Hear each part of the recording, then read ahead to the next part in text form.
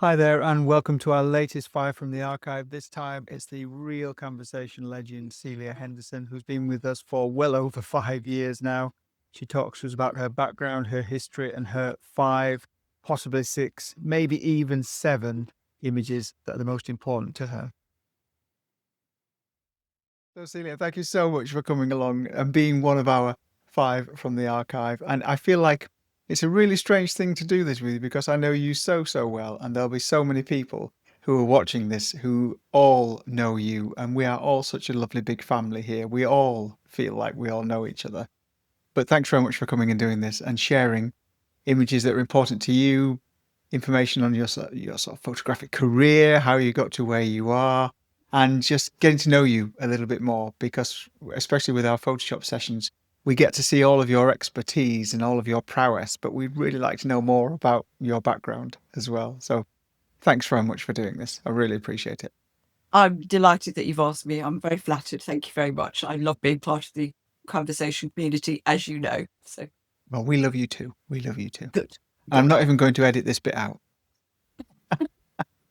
So, Celia, I've started the same thing with everyone, and Right. the reason I've started this is because, as I say, I know you relatively well, but I want to know more about your background, how you got into photography, where you got to where you are now, because I know you've had quite sort of a varied career, really. So can I pass over to you just to share a little bit more information about yourself and background, history, how you got here, really? You can. You can. Mm. And I think when you asked me to come up with 5 images and a chat surrounding this and how important these images were, I actually was completely thrown by it. I thought, I don't even know where I'm going to start with this, because the whole experience of now preparing for this interview has almost turned into some kind of complete navel gazing exercise, a sort of self-reflection. And where does photography fit into my life? So I thought, as I was talking to you, I'm going to pick 5 aspects of what make me tick, but where photography is involved in what makes me tick.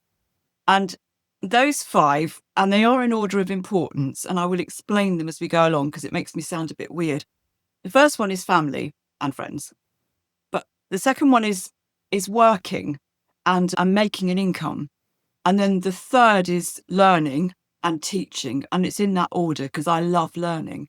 And then photography and technology, and image making versus photography. So that's really what made me think I could do a structured interview with you. Does that make Oh sense? yeah, absolutely. And I'm very pleased from an internal point of view that you went for learning and teaching, not teaching and learning, because people often No, get that the wrong way around, shall we say. no, no, never, never. For me, it's always been learning and teaching. Always, always, Super. always. Thank you so much. Yeah. So, Celia, you're first from the five, and I've said to everybody they can go in whatever direction they want with this. So, I really love the idea that you've taken it quite a different direction as well, and you're more than Okay, welcome to do so. So, I'll pass over to you to start whenever you're ready. Thanks. okay. So I've picked this picture because I said at the beginning there were 5 topics I wanted to talk about, and the first one, of course, in order of priority, is my family. So this image that you're looking at is my family, which was taken circa 1994, and my family consists of my husband Bruce, my daughter Emma, and my daughter Sophie. And you've all heard me talk endlessly about my granddaughter Maisie, and Maisie is Emma's daughter. So, and it's my family that kick-started my interest in photography. Because when Emma, my first daughter, was born 38 years ago, I was absolutely overwhelmed, as all mothers are, I hope, with these feelings of total maternal instinct. And they were so strong, that sort of feeling of you fall in love for the very first time with something that you're holding in your arms. And I knew I wanted to record every single moment of life. Bruce had a camera, and I used it to record this gorgeous little girl smeared in pureed carrot. And the pictures were absolutely awful and would only ever have been of interest to a new mother who was in love with her baby. But of course, I blamed it completely on Bruce's camera. Absolutely his fault. It always is. So 5 months after Emma was born, I bought my first camera at Gatwick Airport. I was on our way to a family holiday, and I spent the first day of our holiday reading the camera manual from front to back. And that's because I'm an incredibly boring person that has to know everything about technology and anything like that I'm holding in my hand. You know, that person that has got the Christmas board game that's been given to them for Christmas, but they won't let anybody else play with it until they've read every single one of the rules. and then absolutely ensured that everybody understands those rules before they're prepared to open the box. That's me, and that's a bit like my teaching style. But from the book, I discovered depth of field, picture shutter speed, ISO. My God, my whole world had just opened up, something completely new. And I tried out these new skills, and I've got this really vivid memory of making Bruce on that holiday stand in front of a harbour and kept photographing him first at f2.8 and then again at f16. And then I squealed with delight when the prince came back from Boots that I actually grasped the concept of a blurry harbour as well as a sharp harbour. But obviously he was far from flattered that I wasn't devoting my energies to taking his portrait, but learning new photography skills. But as you say, Mark, at Camversations, we're all geeks and I'm in a safe place. That's good. I have to know how something works. I'll explore, but I read, listen, and experiment. And then I love to teach others how to do it. I can see why this picture perhaps stands out in your memory, though. There's so much joy in this image as well, isn't there? Well, I mean, as a photograph, it's appalling, but it's my family and they're laughing, and it's just how we are all the time. It's lovely. Yeah, thank you. So it's the connection between the emotion as well as the kind of new skill learning as well, isn't it Yeah, there? yeah, Yeah. very much so. Thank you Very so much. much. Thank you. Would you like to see my second Oh, picture? yes, please. We can see your second one on the screen now, quite different to the first one. So I'll pass over to you for this one as well. Yeah. So there's an explanation for why you're seeing this, which comes just towards the end of this little bit with you, Mark. My mum died when Emma was only 17 months old. And I used the money from her estate to buy my first proper camera, which was a Minolta Dynax film camera. But I also bought a zoom lens and a macro lens, and I've got absolutely no idea why I bought a macro lens. But again, I did tons and tons of reading and research. It just felt like a child with a kaleidoscope. It was just magical through a macro lens. And I suppose that's really why I started to take close-ups and learn more about close-up and macro photography. One of my closest friends is a textile graphics artist, and we both live in Arundel. And she asked me to photograph some of her intricate textile graphics, and I was enthralled with how these fine threads and fabrics looked so exciting, and I became really interested in this kind of photography. Also, every August, Arundel puts on the Arundel Gallery Art Trail, which is now in its 36th year, I think. We're up to 150 artists, photographers, sculptors, all display their work in about 80 different venues, in cafes, churches, cathedrals, private houses. And my textile graphics friend opened her house every year and put on an amazing exhibition. And I loved her work. But I also loved the atmosphere in the town, the whole environment, and I actually wanted to be more a part of it. Although I was still working as a full-time lecturer in computing, and still am, I decided to have a go at putting on my first photography exhibition in the Arundel Gallery Trail. And you have to get a venue. So I approached Pizza Express and they agreed to let me hang my work on their walls. Cost me an absolute fortune to have it printed, mounted, and framed. But I learnt so much about what kind of imagery the public, the general public, actually enjoy looking at, not us as photographers. And that gave me a completely different slant on my photography, which sort of leads me slightly into my more mercenary and money-making side, which I want to briefly touch on. But I learned about which colours are popular in home interior design. But you also, when you put an exhibition on, get the most honest feedback in the world, because if people don't know that you are the artist when they're looking at your work, you hear everything from, and these are, oh my God, I couldn't live with that, could you? As she nudged her friend, or to that picture's going to work to hide that damp stain on the bedroom wall and it's going to match the curtains, and you want to sink and die. And then you hear the best feedback ever, which is they tap you on the shoulder and say, could I buy that, please? You go, oh no, somebody actually likes it. So the picture you're looking at is the very first picture that I ever sold. I'd retake it now in a heartbeat. My work's come on so much in the last sort of 20 years. I changed the composition, I changed the background, I changed the lighting. But it was such a great learning curve. But it also taught me about backgrounds for images. And because I love just taking very single flowers and close-ups, you've got to be aware of the backgrounds because they all have to work so well together. And in actual fact, this is one of my daughter's pillowcases from her bed.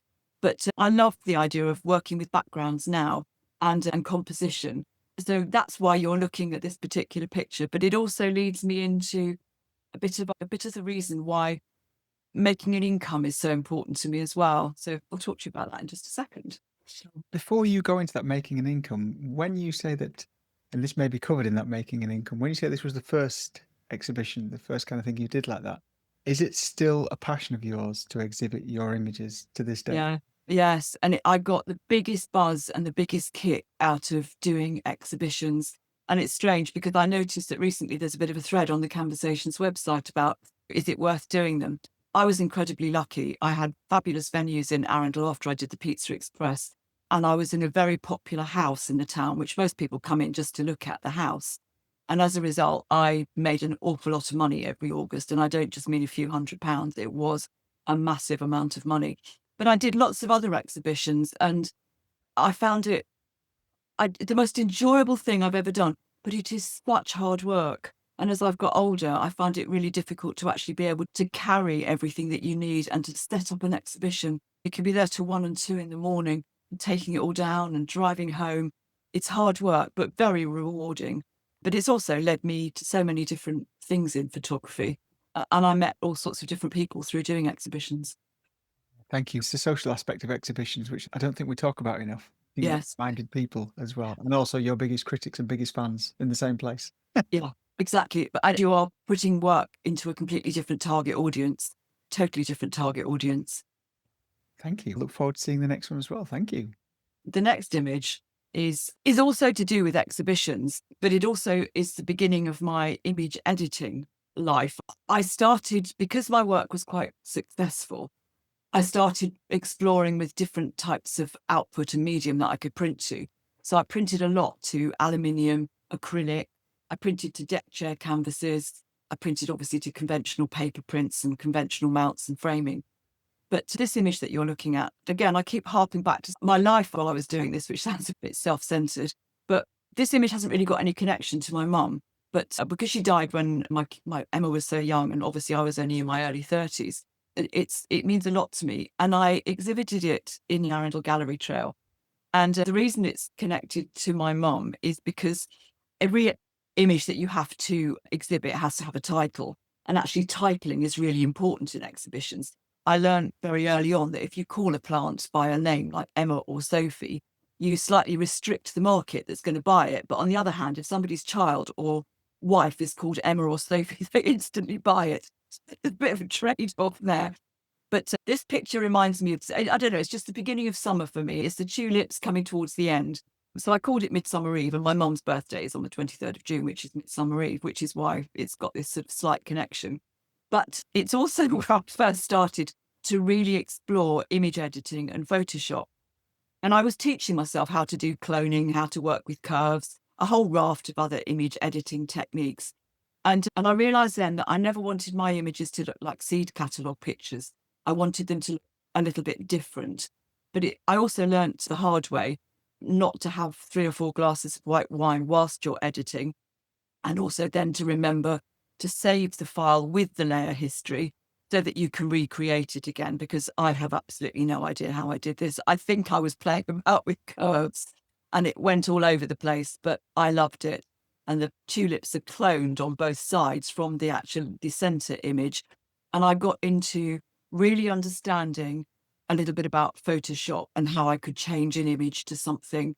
I wanted to make an image, not take an image. I think that's what it was. See what you're thinking with this one as well, in the sense of it is about making it more than you initially started with, or making it more than you have in front of you at the time, isn't it? Yeah, yeah. And this exhibition thing and making money and making an income, again, you probably don't even need to know this, and you may cut it out anyway, but I'm not motivated by making income. I'm not greedy and I'm not mercenary. But when I think I was about 12, I have a really vivid memory of bailiffs coming to the house, taking all the furniture and the TV. My dad, who I absolutely adored, had just gone through a really rough patch of wrong decisions and plain bad luck. And I think that's why I'm a complete workaholic and I have this insecurity about never having sufficient income. There's got to be income coming in order to support us all. And I think it sometimes spoils my love of photography, because when you do something for monetary gain, you're adding additional pressures. Whereas if you can take photographs purely for the love of it, then my photography is always better. when I take a photograph just because I'm enjoying the process, not because I've got to take a series of pictures in order to show somebody how to do some image editing on a particular topic. And I just wanted to get that across, that it's so important, I think, to just love your photography and not to have all those additional pressures. Things that happen to us earlier in life, though, they're the things that really shape us and inform us moving, Yeah, aren't they? yeah, absolutely.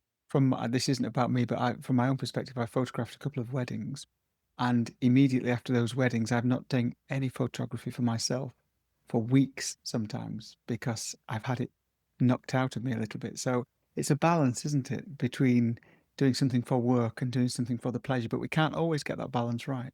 No, no, that's right. That's right. Thank you. Thank you. Do you want to look at another one? Yes, please. Okay. So this brings me on to probably the fourth of my reasons for and how I combine my love of photography with technical stuff. And also I've learned to garden and I've learned to love flowers as a result of doing photography. And I think one of the major joys of photography is actually learning lots of other new skills. Technology for me is a massive motivator. I love new gadgets, accessories. I love learning how they work. And photography gives me both of that. It gives me the art side and it gives me the technical side as well. But I think as a photographer, you begin to see the world around you completely differently. I now observe the world. I look at it. I see colour. I see shapes. I see detail. I never used to see that sort of stuff before. But now, even if I get on a train, you're looking at details in everything and thinking, oh, would that make a picture? Would that make a picture? And it makes you see things beautifully. And it also, it's led me to visit lots of places that I would never have gone to before. Lots of places, National Trust places, stately homes, even going into different cities in the UK in order to photograph architecture. But it's just such a pathway into so many other interesting fields and topics. I don't know if I'm really talking about photography, but the reason I picked this image is that it enabled me to work with light boxes, to learn more about exposure, to do exposure stacking, to work with the picture to ensure that I built it up. So even the little tiny bits in the center are different exposures of different parts of each of these flowers. And I'm actually going to cheat and have a sneaky sixth image, which you're not meant to know about. So Yes. you didn't notice that change, did you? No, not at all. No. No. Excellent. So that's exactly the same image. But anyone that knows me well will know that I absolutely love digital brushes, and Photoshop enables me to express that art side. I've always wanted to be a painter and I'm absolutely useless at it. But I'm able to turn pictures into watercolors and use digital brushes. And again, it takes me down different routes. So your photography becomes even more exciting. I think what's interesting as well about these, Celia, despite this being the fourth/fifth one of 4A, 4B, is that it also shows a clearly demonstrable increase in technical skills as well, doesn't it? So as your horizons have broadened, your capabilities to produce things have broadened with it as well. Because we can easily get stuck in a rut, can't we? We can easily just find something that we enjoy that then becomes easy, and then just becomes what we do. Yeah. Whereas you've chosen to continually push. Yes. And actually, it's learning and teaching, which I just feel so privileged to be in that position. That, all right, sometimes I might think at 3 a.m, do I really want to go and write another handout and another course? But if it's on a topic which I'm not particularly good at, I really push myself to understand it to the nth degree. And then when I understand it, I realise I can use it and thoroughly enjoy it. It's like learning any new skill, isn't it? So I'm very lucky to have the opportunity to teach other people how to use image editing and a little bit of photography as well. I don't consider myself to be a particularly good photographer, but I do consider myself to be a good image maker. Thank you. And that teaching capacity, though, that teaching capability is stronger because not necessarily just down to the research, but the fact that you can then apply it really well to real life circumstances. So it's not just a case of this is a new skill, this is something that I've learned. It's actually, oh, here's something new, and how can I show other people how best to use that? And I think that Yes. connection is what changes you from being I'm going to say a standard teacher to an outstanding teacher in that kind of sense, is that you make the connection between the skill and the value. Yeah, absolutely. And I think the other thing for me is that I've taught project management and Excel and business analysis for years. but I love problem solving. And in actual fact, you wouldn't think that something like Lightroom and Photoshop and Affinity are problem solving tools. But of course they are. How do I get rid of a dirty background? How do I make this look like a watercolor? How do I bring two pictures together? How do I achieve something? You're problem solving. And that really also feeds another one of my loves. I love data analysis and I love problem solving. It all comes together in this brilliant sort of photography world. Yeah, thank you. Thank you. And we could say one more thing and then we'll move off onto the fifth one. We'll move away from 4B and onto that problem solving aspect I find really fascinating because I think lots of creative people are actually problem solving as well without really realizing it because we often consider that to be a purely business skill. Is it the case that when you look at something, you see the potential in it immediately? Or is it that you look at a picture and you'll say, I'll see where I go with this? Do you have an outcome in mind? No, I've learned to, that lovely expression, I've learned to pre-visualize. And I do now look, and then my next image actually, I think probably demonstrates that. But I do look at a scene in front of me, and then I shut my eyes and imagine what it's going to look like on a print or on the screen, on a sheet of aluminium, whatever it is that I'm excited about at the time. And because of that pre-visualization or visualization, I approach the actual capturing of the image in a more measured way, knowing that, there might be a lousy background behind it. And I know that I can deal with that and do something with it in post-processing. So whereas I used to shy away from taking a photograph because I didn't think it would look very good or just hoped it would look nice when it came back, and of course it never does, I now appreciate that I'm not to be disappointed when I look at photographs on the computer, that I took them knowing that I was going to be able to do something with them. I'd love to be a photographer that just says, oh, this is straight out of camera. I would love to be that person. It hardly ever happens for me. Yes. Thank you very much. Shall we move on to your last one then? Thank you. Absolutely. So this is very much, I would say, a Celia type picture. This is me. And I think actually what I would say about this is it started, I know I'm not doing a training session with you, but if I show you that that's the photograph that I took, I knew that I could make something out of that picture. I couldn't get rid of all of the other Aquilegias that were growing in that cluster. But those two on the left, I thought they are beautiful. They're dancing flowers. They've got something about them.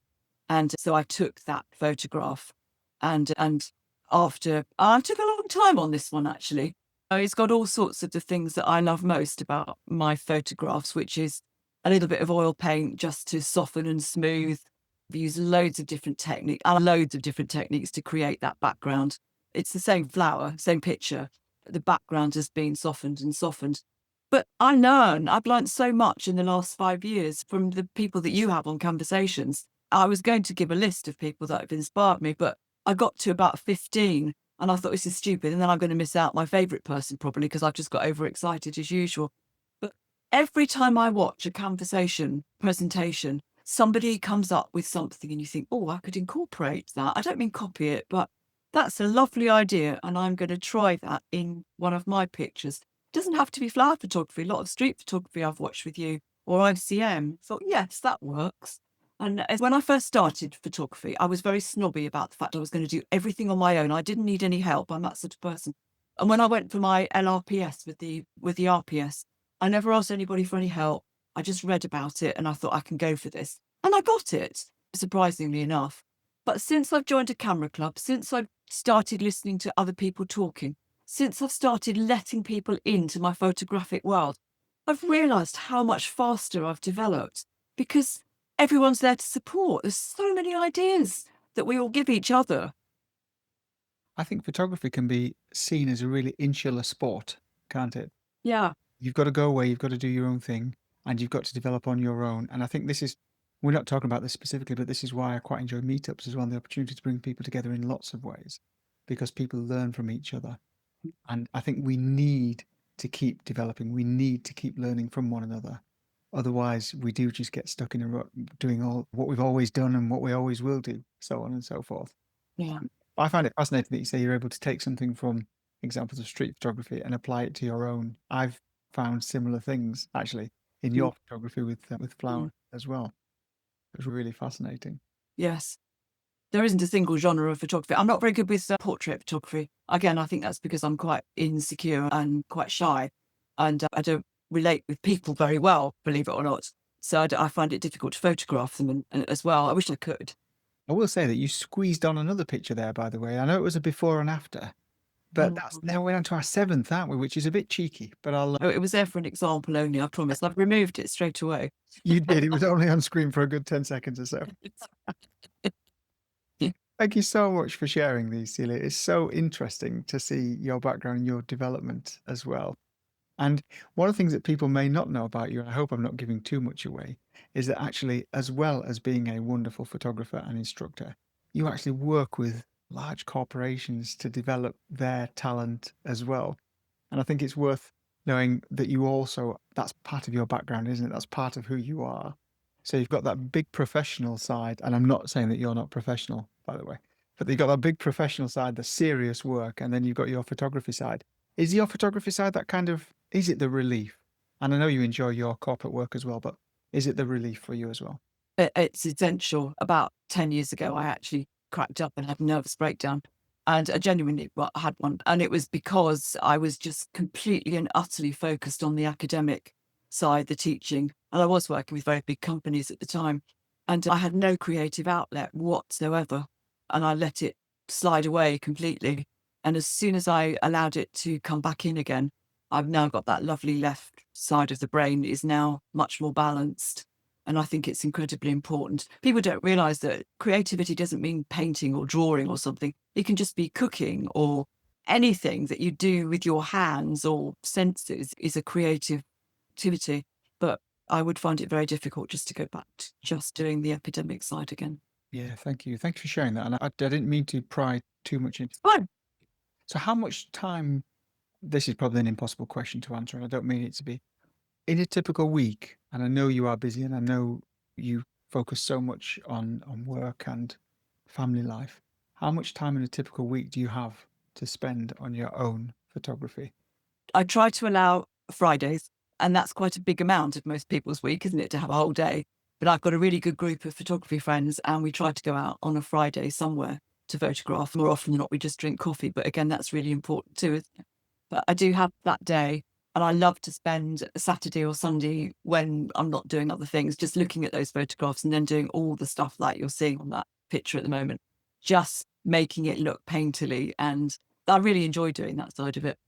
I'd like to do more. I'd like to do more, but it's the way life is. Of course. And on this example, then, how long would you spend developing this to get it from that starting point to this? How much, what's the word? I suppose it's Photoshop therapy, isn't it? How much Photoshop Yeah. therapy would you apply here? Yeah. So sometimes I can do it in 30 minutes or so, but this one probably took me about an hour and a half. But it was because I was enjoying it. And also I was learning and thinking, oh, I might just show other people that when I do a workshop, I'll just incorporate how to do that little tiny technique because it's something a bit different. But probably spend about an hour or so when I'm really working on a picture that I want to do something Yeah. with. And you mentioned exhibitions when we first started. Are you printing anything from your current work? Are you exhibiting anywhere or any deck chairs in need of any flowers? Yes. I've just done, I'm allowed to tell people now, but I've just had a panel of 6 selected by the RHS and I've got through to the finals. So my portfolio is going into the Saatchi Gallery next month. So yes, that has been printed. And actually it's a long time since I've done any printing. And I actually put the 6 pictures up in front of the camera club that I belonged to the night before last. And it was really lovely to actually see them, to actually see printed work. And I thought, gosh, I must do more printing. I don't do my own printing. I always send it off to people that know what they're doing. But I have to say, it looked so much better than it does on screen. It was quite overwhelming to see it, actually. Fingers crossed, everybody, that I might even get a medal. That would be so exciting. We will all cross our fingers. Thank you.